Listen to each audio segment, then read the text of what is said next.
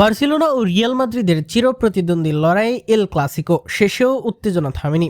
আগুনের পরিবেশের শুরুটা হয়েছিল ম্যাচের আগেই, যখন বার্সেলোনার তরুণ তারকা লামিন ইয়ামাল রিয়ালকে চোর ও সিচকাদোনে বলে কটাক্ষ করেন।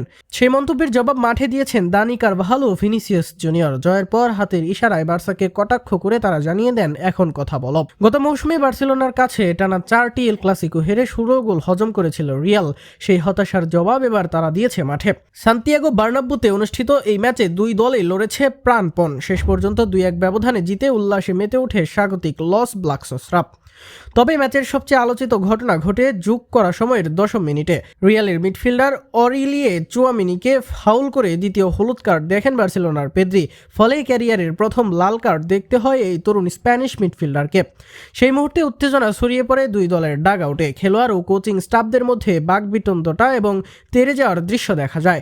বেঞ্চে বসে থাকা বার্সার ডিফেন্ডার আলহেন্দ্রো বালদে পান হলুদ কার্ড, আর সতর্ক করা হয় রিয়ালের ব্যাকআপ গোলরক্ষক আন্দ্রে লুনিনকে। খেলা কিছু সময় বন্ধ থাকার পর পুনরায় শুরু হয় এবং শেষ বাঁশি বাজতেই বার্নাব্যুতে শুরু হয় রিয়াল সমর্থকদের উল্লাস। মাঠে থিবু কোর্তুয়া ইয়ামালকে কিছু বললে সেখানে যোগ দেন জুড বেলিংহামও।